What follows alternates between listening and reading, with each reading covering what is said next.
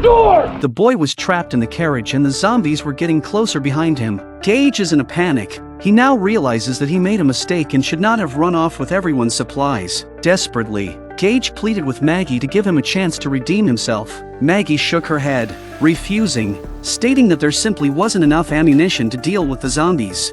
Maggie, listen to me. We have time. We can get that door open. Alden wants to save Gage. He doesn't want to watch a life fade away. However, this time, even Gabriel stepped in to prevent Alden from interfering. In truth, Gage had brought this fate upon himself. Sorry.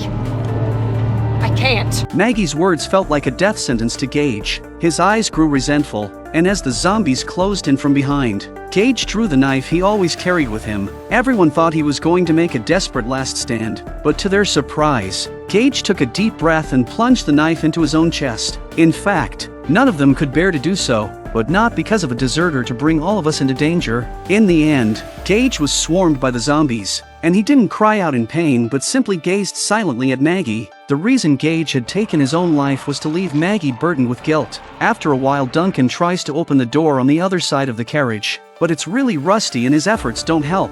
Meanwhile, Gabriel and the others sat in their seats, trying to rest. It was at this moment that Gage rose again, but he had become one of the zombies. They glanced at him and then averted their eyes, all feeling a sense of guilt. You guys don't want to look at him. Why? Why won't you look at him? All that is the shell of a man who died a coward. It's a hot take, Father. Who's scared? They didn't deserve to die like that. In the worst way imaginable. Maggie approached. Understanding that Alden blamed her for being too heartless, she explained, "This way of dying isn't that bad. I've faced far worse challenges in the years I've been away. The world outside is 1,000 times crueler. So, I won't feel guilty about this, and I don't believe I've done wrong." Maggie had indeed changed a lot. The Maggie of old would never have turned her back on someone in need, but this was the apocalypse, and people grew in the face of one perilous situation after another. Indecisive people don't make it to the end. At a certain point in the tunnel, the wall had been chiseled open, and a man and a dog emerged. It's Daryl, who's been separated from the group to look for the dog. Daryl had no idea of his current location and was even more uncertain about the whereabouts of his companions. The tunnel was cluttered with various household items, indicating that survivors had once lived here. At that moment, the dog stopped at the corner of the wall. There seems to be something inside. Daryl got closer to see what turned out to be zombies, presumably the people who had lived here before, either frozen alive or starved to death. Just as Daryl was about to give this stranger a final farewell, distant screams echoed through the tunnel. The dog immediately began barking furiously and darted into a nearby corridor. With no other option, Daryl followed, crawling through the pipes for about 10 minutes until he reached the end. As soon as Daryl landed on the ground, 2 zombies surrounded him, and he took them out with a few swipes of his meteor hammer. Daryl proceeded forward, following the source of the screams he had heard earlier. There were bloodstains on the ground, and he couldn't discern whether they belonged to his comrades or the zombies. Suddenly, he heard the dog barking in the darkness. Daryl called out softly, but a trembling figure emerged. At first, Daryl thought it was a zombie and prepared to defend himself. However, as he got a clearer view, he realized it was one of the teammates who had fled with Gage. The person, Roy, was covered in blood and appeared to be severely wounded. Zombies were still in pursuit. Daryl couldn't stand by and watch. He immediately assisted the dog in eliminating the pursuing zombies.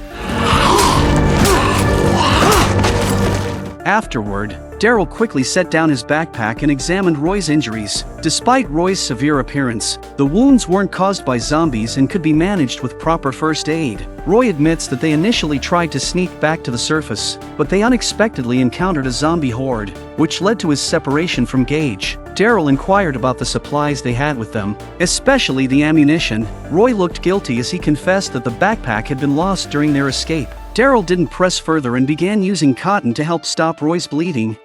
Stop. Don't waste that on me. Feeling guilty about his earlier escape, Roy handed Daryl the only remaining grenade and a pistol. Tell my kids I didn't die a coward. Inside the carriage, Duncan and the others were still struggling to open the door. After their efforts, the door finally opened, which was good news. Everyone's eyes turned toward it, but there was another door inside. A man stepped forward to try and open it, but after a few attempts, he noticed that it was blocked from the inside with a chair. It's too difficult to open. They exchanged helpless glances. Then, their gazes turned to Maggie, expecting her to make a decision on what to do next. It was at this moment that they noticed the other door on the opposite side of the carriage was starting to loosen, likely from the continuous pounding of the zombies. They readied their weapons, prepared for a fight because they had no other option. Duncan grew increasingly anxious, vigorously trying to break open the door at the rear. If there's too many zombies coming in, they won't be able to clear it. Gabriel, holding a shotgun, stood at the forefront, and the others were ready, waiting for the zombies to breach. Soon, the carriage door could no longer hold, and it collapsed under the pressure. Gunshots rang out, and Daryl, in the tunnel, heard them distinctly. His comrades were undoubtedly in trouble. He hurriedly rushed forward with the dog. Gabriel's shotgun had devastating power, taking down 2 or 3 zombies with each shot. When he ran out of shotgun shells, he switched to an AK rifle, exhibiting a one-against-many attitude.